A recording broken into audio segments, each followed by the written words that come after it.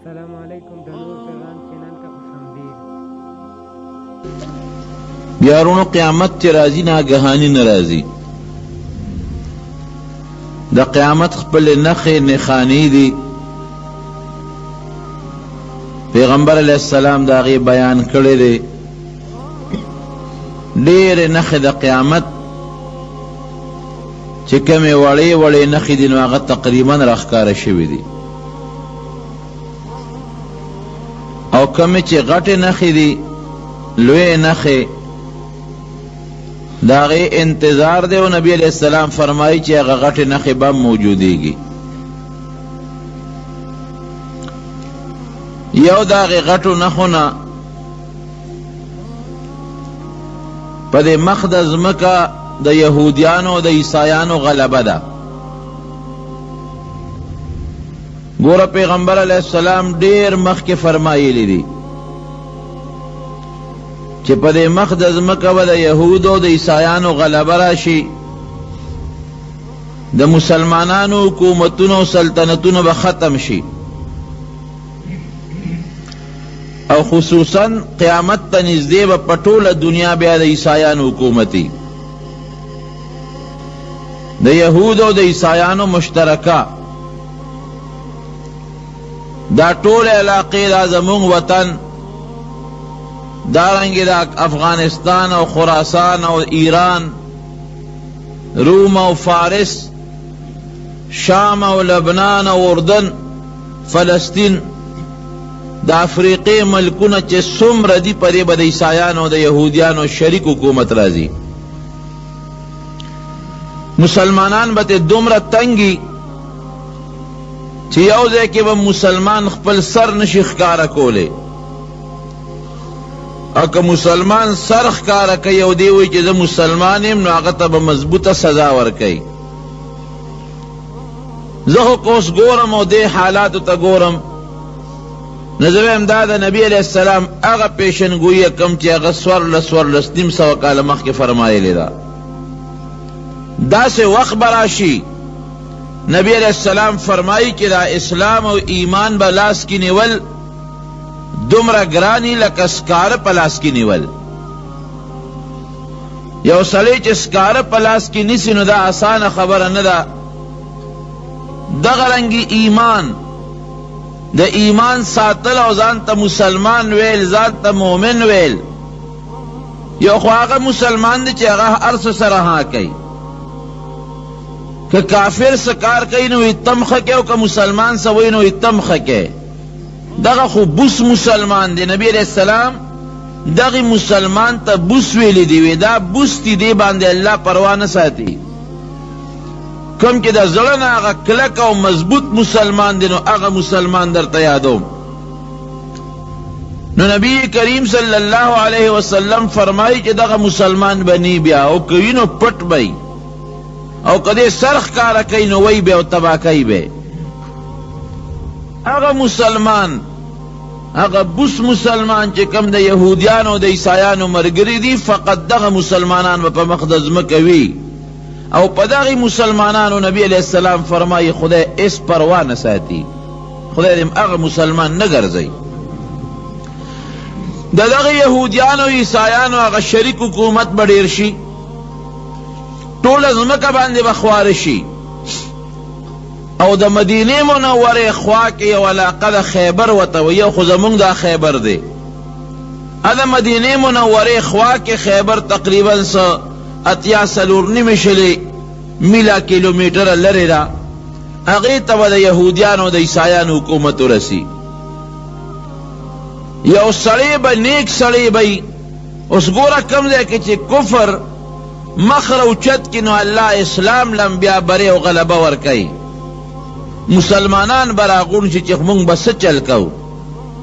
دا خدا کافر عیسایان او یهودیان رالل او زمونږ هغه مقدس ځمکې مدینې منورې ته او مکې مکرمې ته رالن شو، سبا کو دې سره هغې براغون شي او نیک سړی وي چې هغه ته به مهدي ویل کېږي، او دا اغی مهدی نوم با دا پیغمبر علیہ السلام دا نوم پشانتی وی، محمد بے نومی، دا پلار نوم بے عبداللہ وی، او د مور نوم به آمنه.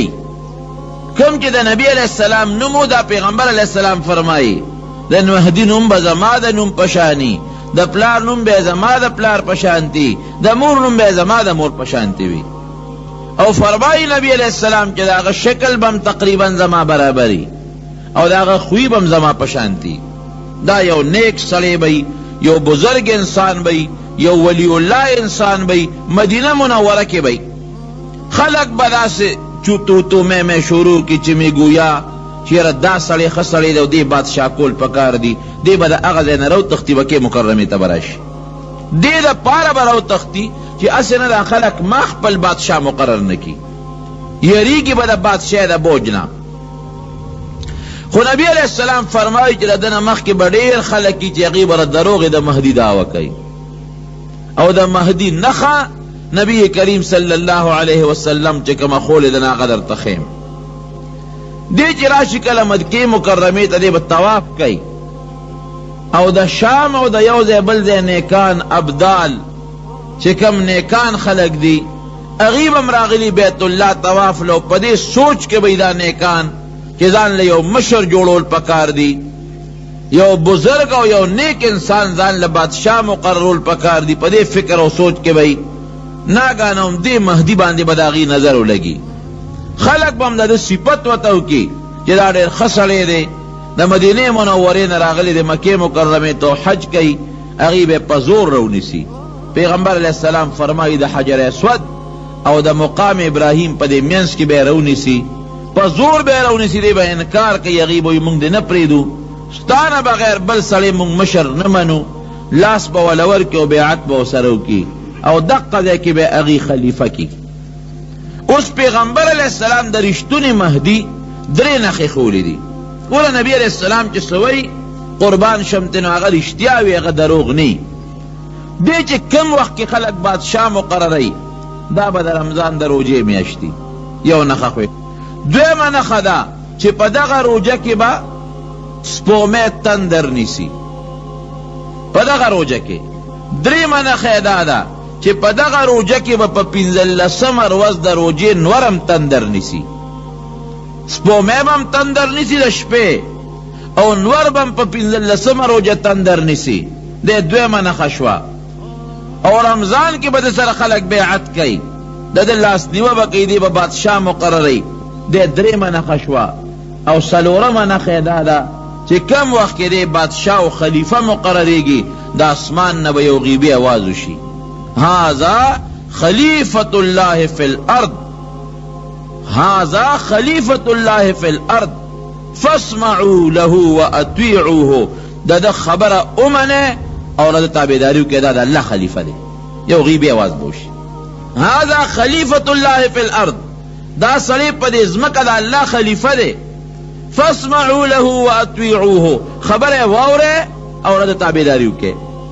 دا مہدی بسیب بادشاہ مقرر شی چی دے بادشاہ مقرر شی دا مسلمانانو بلگا ساتے رچی چی دے یرو مشرخ مقرر شو کنا. عیسائیانو یہودیانو با مسلمان طول تتر بتر کری دا مسلمان زیبا نی معلوم. کم مسلمانان چی پا گوٹونو کی پٹتی اغا با میدان تروزی رو رو برا جمع کی گی رازی با اغا سوچا مسلمان مہدی دے با اعلانو کی کہ تاسو خودما مرگری شوے زم خلیفہ کلم خودنن نبا دا جہاد شورو کم دا دی عیسائیانو سرا خبر با پریدمنا ما سر مرگرتیا که کوئے دیر خدا کنا کوئے زنکم خلافت. خلق بہت سینہ اڑا بوئی چی مگستا مرگریو جہاد بشوروش دے چی جہاد شروع کی اللہ با عیسائیان لرو رو شکست ورکی. لگ لگ شکست با منی منی منی آخر وقت دے با شام ترو رسی. دا بیت اللہ نا دا مکی مکرمی و دا مدینی منورینا تر شام پوری دا علاقہ با دے فتح کی او چی سمر عیسائیان و یہودیان یا با طول ختم کی دا غی علاقوں کے چی دے شام ترو رسی. نو التب یو دروغ جن آواز دوری کہ دجال روتا دے بوئی اس دا مقابلہ پکار دا دل ورطلل پکار دی لیکن اغا خبر بغلطی اب دروغو خیجی صرف یو فیدہ با پکدتا ورسیگی او غدا کہ مسلمانان بلک بیدار شی. لیکن یو مسلمان توے دشمن را روان دے نو که دشمن وی کنی خو مسلمانان یو پوٹی لک بیدار توپ پکی رازی نو دا به یو اعلان وشي چې دجال روت، دجال به نی راغلی، دروغ اعلان بی، دی به لږ غوندې ملګري بیدار کی، پوی به هم کی چې واقعي د نبی کریم صلی الله علیه وسلم د وینا مطابق دجال پیدا کېدو والا دی. او ځان تکړه کې ګورې ابا د خدای دعوه کوي او ډیر مسلمانان به گمراه کوي. په دې مسلمان باندې قسم قسم فتنه او تکلیفونه وخت په وخت ګورې راځي. دا څه وړه خبره نه ده مسلمان تکلیف. د نبی علیہ السلام د زمانې نه واخله تر قیامت پورې په مسلمان یو وخت تکلیف، بل وخت تکلیف، بل وخت تکلیف، او دا مصیبتونه چې را نشي د کره او د کوټه پته پکې نه لګي. پته ولګي چې کم سړی کره مسلمان دی، د چا په زړه کې کلک ایمان دی، خدای او رسول په سچ مني، او کم سړی د پیسو غل دی. کم سړی د پیسې او د ډالر او د دولت غل دی، داغه او داغه سوچه مسلمان پته پدې کې لګي. دا شی چې نه خدا پته نه لګي. دا ورشه اوس په افغانستان کې کم چې د امریکای مرګري دي هغه خو ځان ته عیسایان نه وي، هم ځان ته مسلمانان وي. هغه خو چرم دانه وي چې مونږ کافر یو یا مونږ امریکایان یو یا مونږ عیسایان یو، هغه خو ځان ته وي مسلمان. دغه امریکای چې کم خلک راوستل هغه خو ځان ته کافر نه وي نه امریکایان وي، ځان ته وي مسلمانان. لیکن اغا سوچا ایک نمبر مسلمان نا، دغه چې د امریکای او د یهودو مرګري دا به 2 نمبر مسلمانی، دا به غیرتی مسلمان چرم نی، دا به بغیرت مسلمانی. الله دې د مکه مکرمه او د مدینه منوره د اسلام مرګري کی. خدای دې د امریکای او د یهودو د اسلام نو ساتي.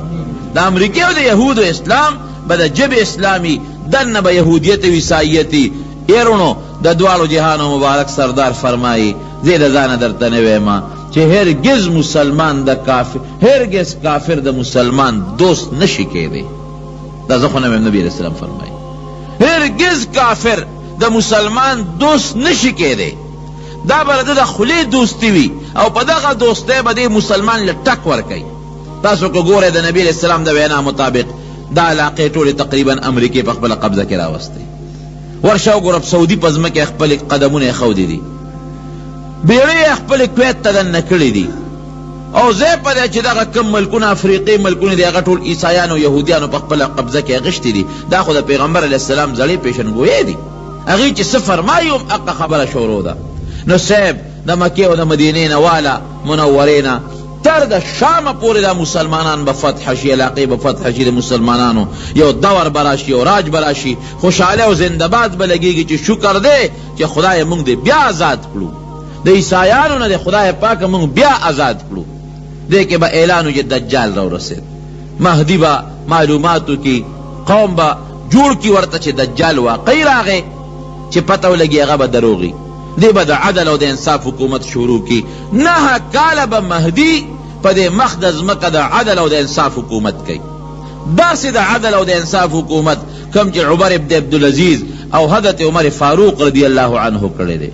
خوشحاله به ځمکه به خپل بارانونه راووري، ځمکه به خپل اسمان، ځمکه به خپل فصلونه را زرغون کی، خلق به خوشحاله، داسې به خلق خوشحاله، دومره مال او دولت به خلقو سره وي که یو سړی خپل زکات براوالی ماسخوتن به ورشي یو ګاونډي له یو غریب ګاونډي له ور به ورته وډبئ وروره سلام علیکم. وعلیکم سلام. څه پسې رالې؟ وی صاحب دا زکات مې خپل راوړی دی، زرګونه روپۍ دي، دا د خدای په لار کې قبول کا. ابه ورته وی که پرون دې راوړی وی نو قبول کړی به مې وي، نن زه مالدار یم، زما سره د خپل زکات غم دی چې دا چاله ورکم. غریب بني. دا د نبی علیہ السلام بیان. سال به ورشي بل سړي پسې صاحب دا زکات میں روڑے دے او ترا تا پا دے گوان کے پوٹے لگ کمزور اخکارے تا سر امداد کو مہاں دا زکات والا او رو رکا بیگا دے روڑے وے نو شاید چی در نبا میں قبول کرے وے دا شپے مال خدای دمرا مال روستے دے چی ما سر دا خپل زکات غم دے چی دا چالا ورکم.